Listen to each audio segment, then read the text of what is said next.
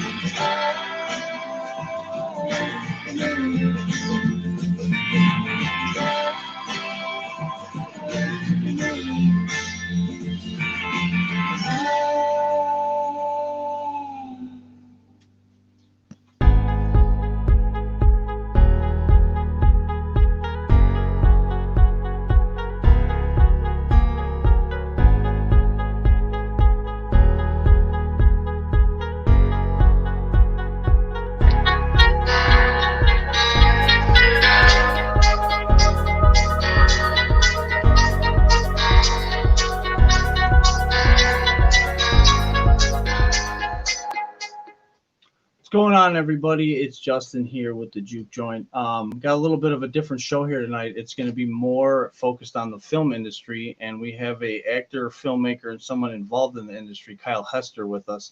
And it's going to be a little bit of a different show too, because my roommate Danny, who is a movie aficionado, he's going to be kind of running the stream here. I'll be off the camera to the side helping run on the production side, but just to give you guys a heads up, so hopefully you enjoy and we can learn something here.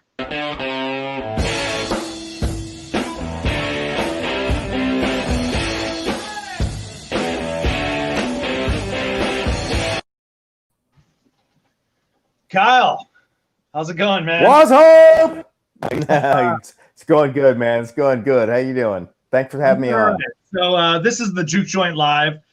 We're here with the multi-talented Kyle Hester. He's a art director, producer, and actor in such films as The Chair, Zombie with a Shotgun, and the upcoming film Preacher 6. He's held multiple jobs in the independent film industry, and we're glad to have you here. Kyle, how's it going, man? I'm glad to be here, man. Yeah, just living the dream, survive a pandemic, and one day we'll get to making films again. So, right on. Yeah, that's actually part of my first question. I was going to ask you what it's been like working in post-production in Preacher 6, and even some upcoming projects and how that's been affected during the pandemic. Yeah, Preacher 6, we're going to be launching a fundraiser on the 25th to keep going. Basically, like when the pandemic hit, it kind of threw everything off the tracks as far as like being able to secure people that were able to work on it and whatnot, with everyone juggling lives and whatnot. So, the independent film is kind of like the spinning plates and whatnot. So, but we're getting back on track, and so we'll raise some more money and get the sucker finished. So, but it's definitely been a challenge, for everyone. It's like film production is just, it's not really possible unless you have, millions of dollars to do all the protocols and whatnot, and or unless you don't care and just want to, put people at risk, and which that's not what I do. Right. Well, that's good to hear. So I was going to ask you, what inspired you to get in the industry, show business, and just acting in general? Man, I tell you what, it's been like a lifetime kind of thing. It's like when I was in the 7th grade and got into drama class, and that was kind of like I got hooked at that point, and then ended up going to a performing arts high school in Houston, the performing and visual arts high school, and that was awesome. Did the whole theater program, and then I did some dance. I took like double majored in dance and theater there. So I kind of like did the gamut, and then went to Cal Arts. And so it has been a life journey of the arts. Hey, Kyle, do you know who Countess Corey is? Who, what now? Countess Corey. They somehow showed up in our stream, and I'm wondering if maybe it's somebody that you're friends with. I did just tweet the show from my Twitter. So I tweeted the live stream. I think he clicked the link into the studio. It's all good. Hey, Countess Corey, you can find it on the Juke joint on YouTube. No, it's all good. It's all good. It's all good. Don't worry about it. No, it's all fine. Don't worry about it. Oh, I see. I just clicked on the tweet thing down at the bottom. I thought that was going to get the live stream.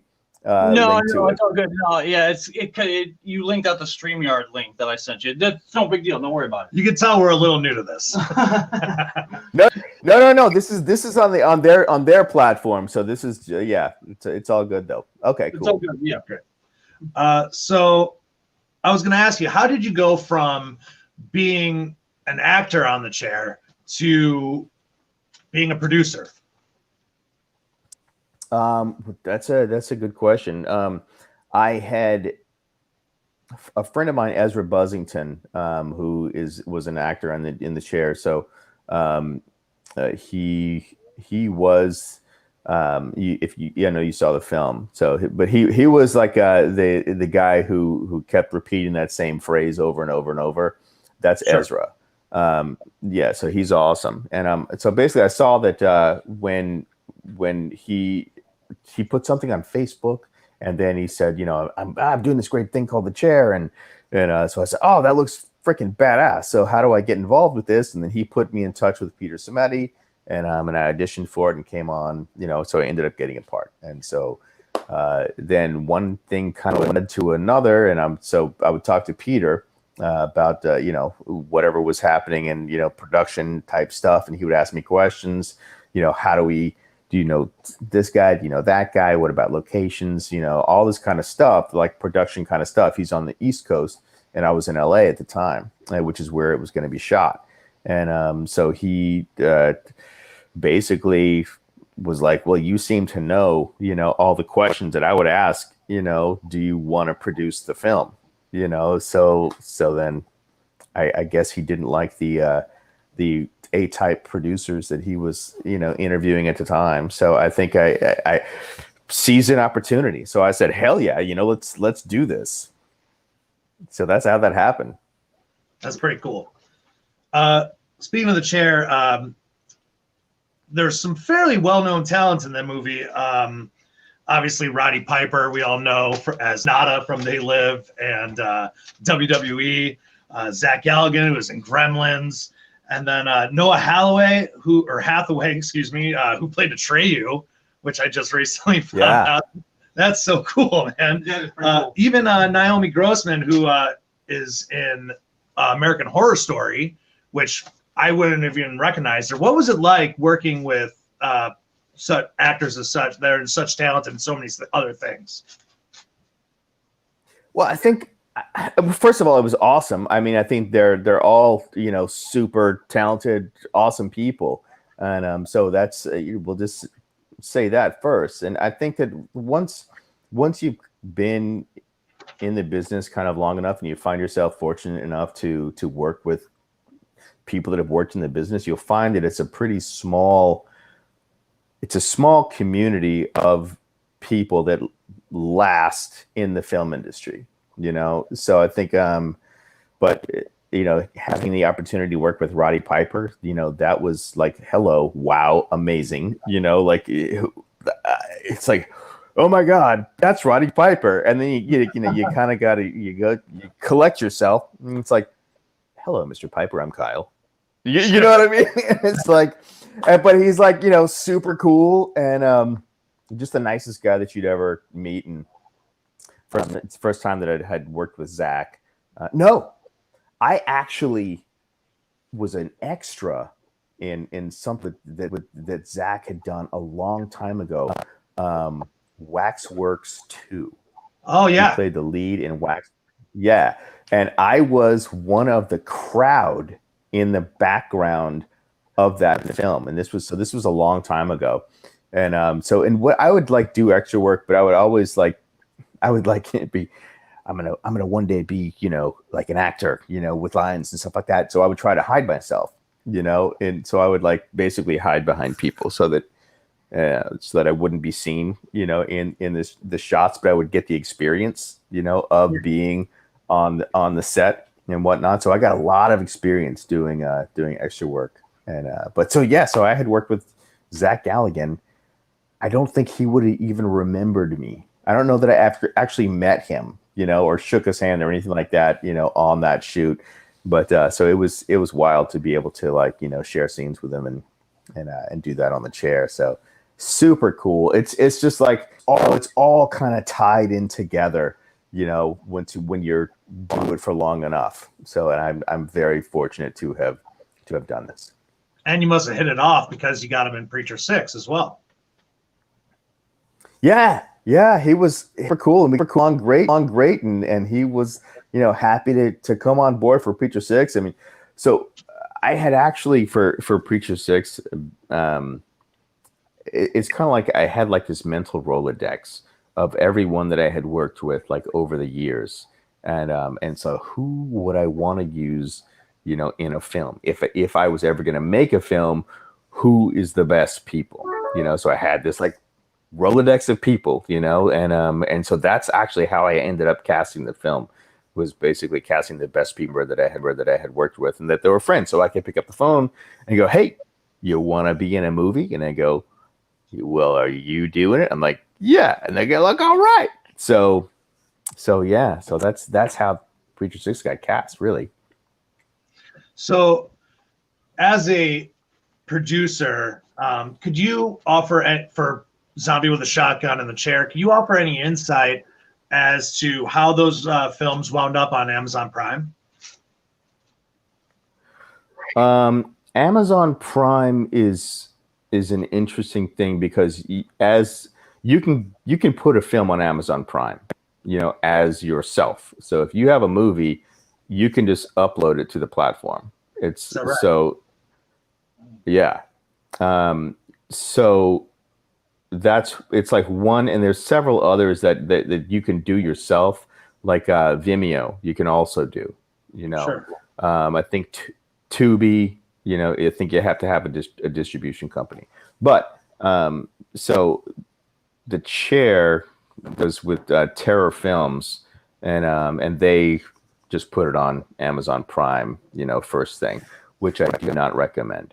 So if you are a producer and you want to put out a film, and you basically put it on Prime. Prime doesn't really pay very much, to the filmmaker. So it's like pennies, So unless you have billboards across the country and you have millions of people that know about your film, and then those millions of people are going to add to, 4 cents a view, then that'll eventually give you some money. But distributors like to just because it's easy to do, so they'll just put it up on Prime anyway. So yeah, just be smart, about who you go with and ask questions would be my recommendation for that. But yeah, so that's how they got up on Prime and a Zombie with a Shotgun. I think they're with Indie Rights, and it's another distribution company that also just put it up on Prime. Okay. So, but you can do it yourself. So you do not need a distributor to do that. That's good insight because I did not know that. I'm here to help. So browsing your YouTube page, I've come to notice you have an affinity for archery and crossbows and things like that. Can you tell me what vampire watermelons are? Oh my God. Okay. So you know what? It's funny because this stuff behind me right here is all my bows and whatnot. They're in a box. Vampire watermelons was just I basically had this watermelon that it was going bad. I kept it for too long. So it was like, oh my God, I had this, I paid $7 for this watermelon. So I have to do something with it. And then, it was almost the sun was going down. I had my, and I'm like, I'm going to make a video real quick. I'm going to make a YouTube video. Vampire watermelons must die. And so it's as the sun's going down, I'm running around and pretending like a vampire, or the watermelon's a vampire, and and as soon as the sun goes down, it's either gonna kill me or I'm gonna kill it. So then I shot it with a bunch of arrows, and they ended up doing it off with one of my axes. I think 2 of my axes. Spoiler alert if you go watch the video. But so that seems like something you enjoy doing when something doesn't work out right. You shot your coffee maker too, is that right? I did. Yeah. It's I figure, okay, people need to see things. The story behind that was my coffee maker, caught on fire. So it tried to kill me, by catching. I was like, all right, well, you know what? If you're going to try to kill me, then I'm going to kill you. So then, I'm like, here's another opportunity. I am going to shoot this coffee maker with my bow and put it on camera. So I'm probably going to do with more. If things are break, they're getting arrows through them because that's just what's going to happen. That's awesome. And I highly recommend doing more of that because it's awesome to just destroy things with arrows. And I'm going to do it. Mark my words. So stay tuned. So you just moved to Louisiana. Is that correct? And you moved from California. That is correct. Right? Yes. So what California is widely known throughout the country as the hub of, Hollywood and the movie making capital of the world. What's it going to be like going forward making movies in Louisiana? Or do you have anything planned, or what's that going to be like? What challenges do you see? Actually, what challenges? Well, I mean, opposed to California. The big challenge for me is going to be basically meeting everybody again, Right. So it's imagine if you everyone in a city that's going to help you with your production, So now I'm going to be starting. I mean, unless I have the money to bring people here, that I already know. So it's kind of in order to recrew, I'm going to have to basically meet a whole new crew, of people that are filmmakers. And fortunately, being, right across the lake from New Orleans, it's New Orleans is Hollywood South. So there's a lot of filmmakers, that are already here. So then my job just is getting to know them, So part of what I'm going to do inside baseball here is I'm going to get an agent, for the acting thing. They do TV shows and movies and stuff like that. So I got the acting thing, covered. And then we do have other films that we're going to do here in Louisiana.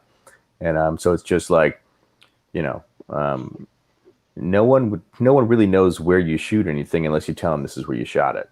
You know, right. So it's like it's you can paint a painting anywhere.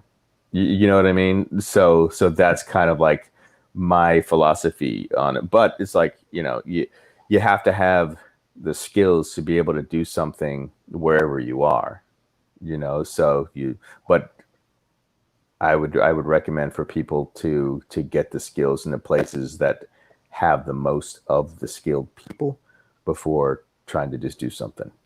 Well, what would you recommend to say, you know, somebody that's trying to start out, you know, in the film industry, or, you know, make their own movies or even act? Like, what would you suggest them, like, first steps that they should possibly do to go about doing that? That's a lot there, because acting and filmmaking, it's different. Okay, I would say it's like for filmmaking, get on sets, you know, or if you can't get on sets, watch, like, I think Robert Rodriguez has like a video series, a 10-minute filmmaker or something like that, where he kind of like walks through how he sets up shots and stuff like that. So YouTube is an excellent source, you know, for knowledge. If you can't get into school, watch videos, you know. So it's like, and what else are you going to do in a pandemic? You know, it's a great time to learn things, you know. So and as far as acting, get in a class, you know, because it's like the only way to build your chops is experience, you know. So, and I think that people just like, I get messaged so many times, hey, put me in your movie, you know, and it's like, hey, all right, do you have a reel, you know? And then the answer is never yes, you know. So it's like, I think that just keep learning, just like get in class and like, you know, get good at something.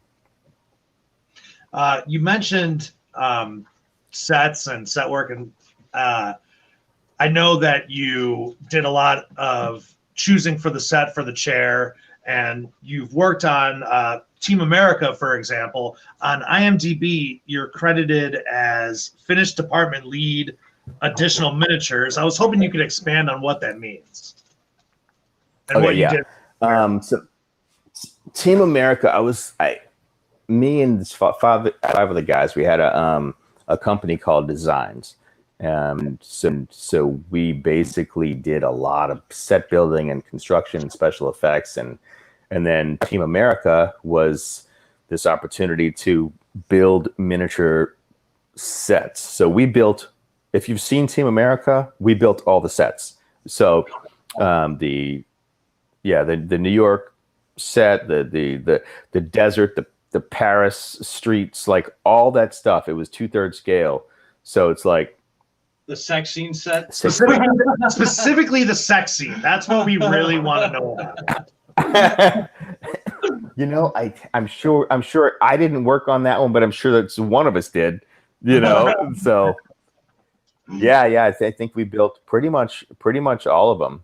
So it was, but yeah. So my job was making sure that all the finish work was ready on them. So we would go from, you know, it's kind of like a workflow thing. It's like you have like this huge set. You actually obviously have to build like the sticks of it. You know, you got to make sure that like all of the measurements for all of these buildings are right, you know, and the doorways and the windows, and like, so all the stuff, you know, it's like a third the size of like real life. So it's like, you know, you're doing measurements with like what are those calipers and stuff like that, you know, like to get the ratios for what is it like, is 6 foot, it's like 2 foot, you know, and then every other measurement in between there to make it look real, you know, has to match. Or because if something's off, then it's like the eye goes, that's not right, a doorknob is not that big, you know. It's like those kind of everything that you're looking at has to be created, you know. So it was a big job. Yeah, I'm super cool though. Me be getting into art recently and trying to do comics. I mean, I get that completely when you're trying to draw stuff on different scales. But that almost reminds me of like almost like train modeling, like building train models, like, and then refining it to be exactly like real life, basically. Yeah, that's exactly what it is. So, but the thing is like nothing. There is no kit. There's no box. You know, so it's like you just start with drawings, and then it's all from scratch. So it's like we had planers, so we would like make, buy 1x4s, at Home Depot, and then cut them all down to what would be like 3/4 by 3/8 or something like that, for each stick of wood, so it's like because you can't go buy tiny wood, so you have to make it, Yeah. so it was all super cool. Yeah, it definitely seems like it's a lot of work to do that. Yeah, it was great though. So, and now with the chair, you had to actually go and pick the sets for it, correct? Funny you should ask. So what happened with the chair, when I came on as a producer, they were going to do like location scouting, and so they had like several places. There was all these problems with one wasn't available, one was way too expensive, and then we went to one. It's like a Long Beach jail or something like that was not in use anymore. So that was available, but we walked in there and it was like this big echo chamber, so it's like you snap your fingers, like snap, snap, snap, snap. Hello, hello, hello, hello. That kind of thing. So it's like you couldn't. I mean, we were there for 3 minutes and I'd say we can't shoot here, and the director was like, yeah, we can. We'll fix it in post. I was like, the fuck, we can't, pardon my French, but it's like, you cannot do that. We can't shoot in a place that's going to be, not usable footage and then try to fix all the sound and loop it all. You have all the actors come back and do this. So I was basically, no, we can't do that here. So there was a big thing, about that. So we were kind of running out of choices, and so I said, well, I'll build a set.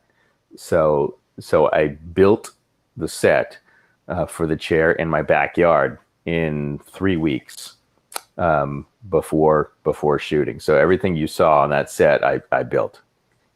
No shit. Crazy. No shit. Yeah. So, and the thing is, it's like, so was that? I had thought you had actually found like a jail to film that at, and you're telling me that was built in your backyard. That's incredible. So thank you very much. Yes, so that means that it looked good. I appreciate that. I built it in 3 weeks, and that was quite an intense little, got to get it done, situation. So yeah, how do you even that was cool. Do you have like carpentry background work, or do you have like somebody come in, like a contractor kind of help you, or you just kind of just wing it? No, I did it all. So yeah, I started, I think my first carpentry experience was like in high school. I took like a set class, like a set carpentry class. So I was familiar, with like the 1x4s and how to build sets and, that kind of thing. And then it's just like got to LA and I was out of school and okay, so let me go get on some sets and go do some art department and kind of like really learned on the job how to build things. And then it's like one thing led to another and I was like building sets as a carpenter. And I did that for a while, TV shows and all kinds of stuff. So it's just like just saying yes, when somebody says, hey, you want to do this? And you go, yeah. And then show me how to do that. And then they show you and you learn.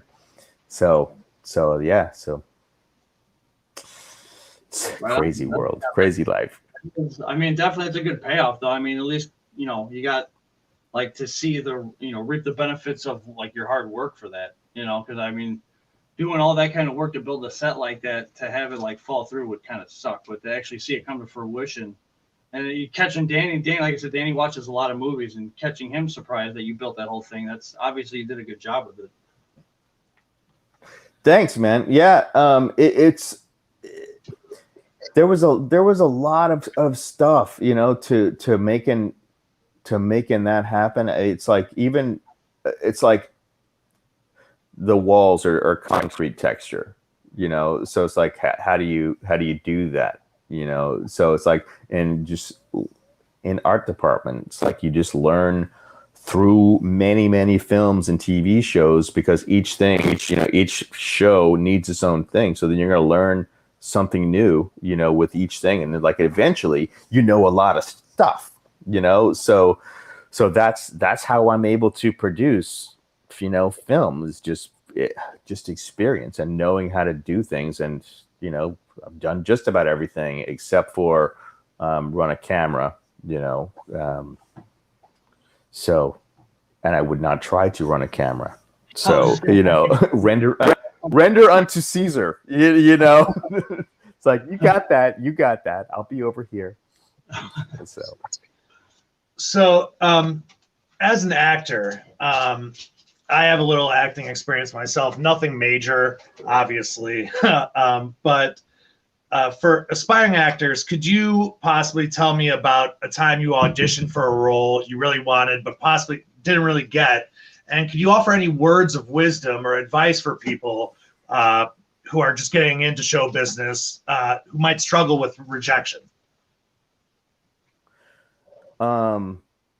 Yeah, I think that's a difficult part of it, but I think that and that just comes with time, you'll kind of, because it's a roller coaster, and it is something that I struggled with, you know, a lot when I was younger, because things, you know, it's like when you're auditioning for films, it's like a film could change your life, you know. So it's like, so if you go in there like with that kind of weight, you know, on your shoulders, then it makes it it's like it's difficult to get through to the acting part. You know, it's like because you have like, oh my God, I have to do this, I have to nail this, you know. And if you're in your head with I have to nail this, then you're also not playing the part that you're there to read for, you know. So, and that's, I think, one of the big things. And that just comes with, you know, just doing it and getting in class and getting out of your head and like learning tools to, you know, if you have like a mantra or something you can say to yourself, you know, that's going to get you out of your own way, you know, because that's a big part of it, is just get out of, you know, that's what I would say to myself. Get out of my way, Kyle, get out of my way. You know, this isn't about me. This is about whoever the part is. You know, it's like whoever, like, let's say I'm auditioning for a part named Steve. And I'd say, you know what, Steve doesn't give a shit that you're nervous. Steve does not care that you like really want this part. Steve just needs you to say what the fuck Steve wants you to say, you know? So it's like, you kind of got to like get out of your own way and let that character do his thing, you know? So there was this part, High Noon at Mega Mountain, the Three Ninjas movie. It was like in the 90s. It's like, Ninjas. Yeah. I'm familiar. Yeah, Three Ninjas. So Hulk, it was the one with Hulk Hogan. And so yeah, that was the High Noon at Mega Mountain. And there was these, you know, the three bumbling idiot bad guys. So I was auditioning for character named Zed, who was the surfer of the thing. And so I'm in there, and I had gone to, basically, I think we had 3 or 4 callbacks. So I was like in there with the producers and directors, and you know, I'm doing my thing, and I'm like being Zed, and you know, he's like totally dumb, you know, and just like, yeah, you know, just like, he's that guy, you know. So I was just having a good time and doing the thing, and you know, they liked me. And so I go home and I talked to a friend of mine that had gotten me the audition, and he called me up and he's like, Kyle, pack your bags, man. You know, you're going to Colorado, which is where they were going to be filming it. So, and at that time, it was like one of the first auditions that I had in LA after Cal Arts. So I was like, oh my God, this is awesome. You know, I'm working at a coffee shop and I can barely pay my bills. And, you know, so this is going to change my life. You know, like 50 grand, at that time would, well, fit now, it was a lot of money, so, so I was like all ready, and he said, go. Yeah, that's what I'm saying. That's what I'm saying. So so I went and bought a suitcase that I couldn't afford to buy, and then wait like 3 or 4 days. This is coming back to your question, by the way. So so like 3 or 4 days go by, and I hadn't heard anything. The production, Buena Vista Studios, no, TriStar. It was TriStar. So they hadn't called back. I hadn't been called by the production. It's like, well, I should probably been like, flying somewhere, where's the ticket? How am I getting there? All this kind of stuff. And I wasn't contacted. And so my friend, who I will not name, because you could search him, and I don't want that to happen. But he said, Kyle, man, I'm so sorry, but you are not going to get the part. And so this is that roller coaster that I was talking about. It's like I'm like in my head, like my life is changing. Everything's going to be awesome. I'm going to be working with Hulk Hogan and all these other people. This is where I like get to kickstart my film career. And so he's like, yeah. And he told me the story. And basically, I didn't get the part because one of the executive producers had promised a role to a friend of theirs. And the part that I was going to be playing was the only part that he fit. So that's what happened. He said, I'll just call him Mr. A, my friend Mr. A. He said, Kyle, they're yelling about you in TriStar right now. Like they were physically in the office yelling about what the right thing to do is. So you had like the director who wanted me for the part, and you had the executive producer who had promised his friend a part, and so they're yelling about morals, in the TriStar office. And I lost that argument, that I didn't know was happening. But so that was a pretty big disappointment. And it's like and I had been through that kind of thing, not exactly on that intense of a level, but you get through the third or fourth callback, and you're in with producers, and that happened a lot. And then so when you get used to like being at that third or fourth audition, and then you see someone walk in who you'd never seen before, go, and like, hey, what's up, bro, to the casting director or the director or whatever. And it's like, fuck, that guy knows that guy. They're friends. And this is what's going to happen, and that happens all the time. So it's like, it's a ride that's very difficult to deal with, because it's like, it's not really based, everything's like who, in life, it's like that, so it's like, you're going to get a job somewhere because somebody likes you or someone recommended you or that kind of thing. So it's not like, oh, damn it shouldn't be like that, because that's how life is, but it's like, it's definitely difficult when it's so difficult to just go through the 3 or 4 callbacks, because that's like a 2-week, 3-week time period out of your life that you're investing into this thing. And then like, to have somebody walk in and go, hey bro, what's up? To the director, it's like, all right. Have you ever had so yeah, have you ever gone to any auditions where they've like something it's been like goofy or weird or like a funny kind of an experience, or like, you've gone in there and be like, we need you to act like a chicken or something like that?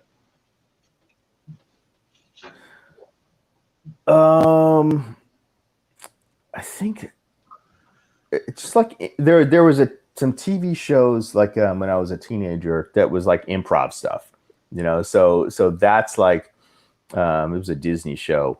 I think it was called 15. It was called 15 at the time, and I think that, which I booked, by the way, but I turned down like an idiot because I wanted to stay in my high school. Which was performing arts high school. So it's like you could not work professionally and stay in school. So, yeah, but yeah, just improv kind of stuff. They make you do weird stuff. But I mean, like as far as other things, I think that what I would do would be to make as big of an impression as I could. Because if you can leave the room and like have them be thinking about, wow, that was cool, or that was intense, or something. It's like if you can make it to that they will remember you, and then obviously try to be good at it, but yeah, making big choices, for the role. So that was something that I always do too. What would you say were some of your biggest inspirations, whether they be actors or filmmakers, just to get into the industry in the first place?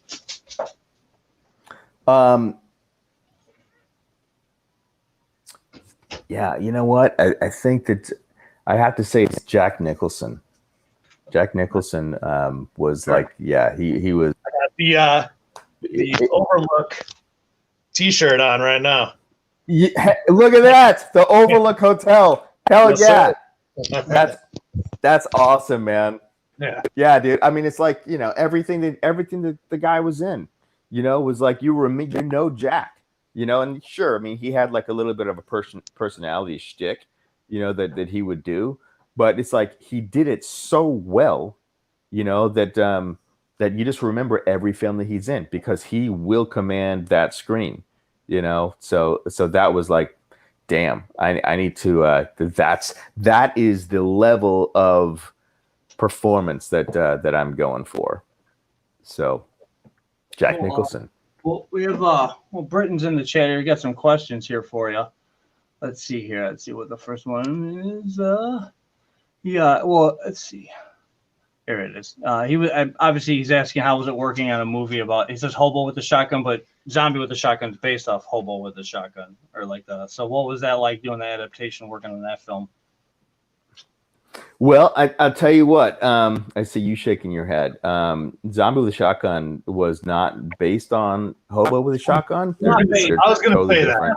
It's like a homage or whatever. It's the title. Yeah, no, it's not. It's not.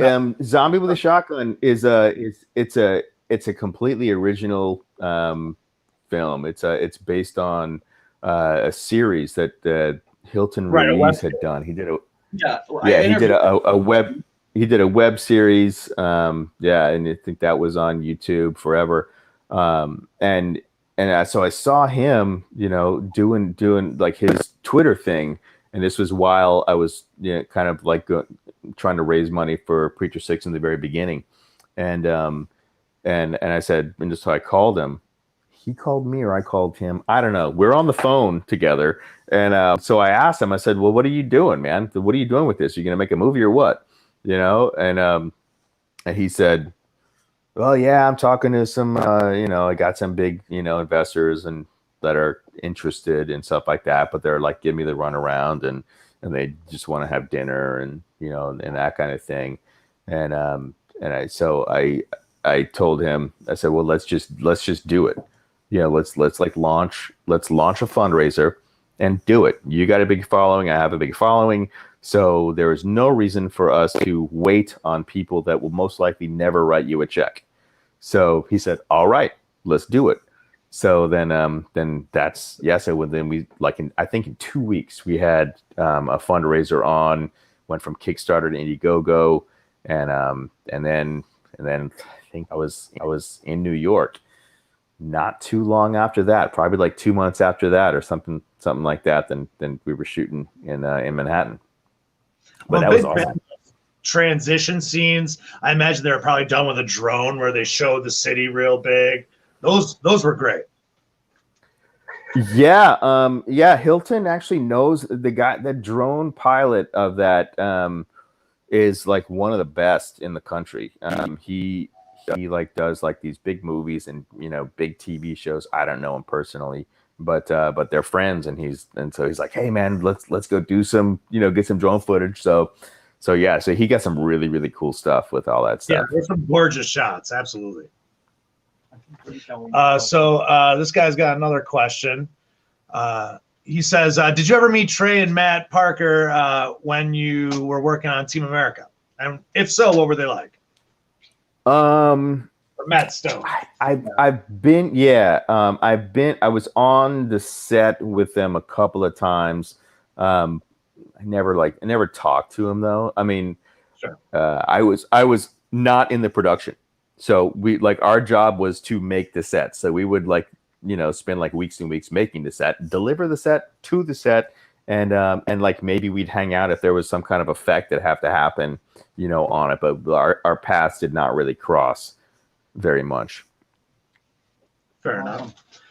Well, I think we've pretty much covered what we had here, man. I really want to appreciate you coming on, and being that this is a newer channel, we're still growing here, but I seriously appreciate you coming on. Yeah, thanks for helping us build the channel. And I really enjoyed the prep for this interview, watching your movies. And yeah, man, thanks a lot. Well, I appreciate you guys, man. Anytime, and just shoot me the link to whatever it is on my Twitter, and I will put the link out to the YouTube page. Yeah, and so the actual link to this. Yeah. When we were doing the live stream, I actually tweeted it out and I tagged you, so it should be on your Twitter. Oh, okay, cool. Well, I will. I'll do that right now. But thanks for having me on. And it's as far as creators, is we're all in this together. So I appreciate you guys, and so anytime, anytime. Yeah, so like I said, when you're ready to go with Preacher 6, let us know. We can do another show for that, kind of leading up to it. Okay, cool. I'll be launching a fundraiser on the 25th. So let's so maybe sometime next month, just kind of touch base. For sure, absolutely. Very cool, man. Thank you so much, man. You guys are awesome. All right, man. All right. Appreciate it. Oh, I wanted to say one last thing. You grew up in an NFL family, right? The Saints. Yeah. My dad played for the Saints in the 70s. Go Bears! Go Bears! Dicka and the Saints and the Bears. Oh my God, that's freaking awesome! You guys are great. See you, Kyle, man. Take it easy. Bye. See you. Thanks a lot. Yep.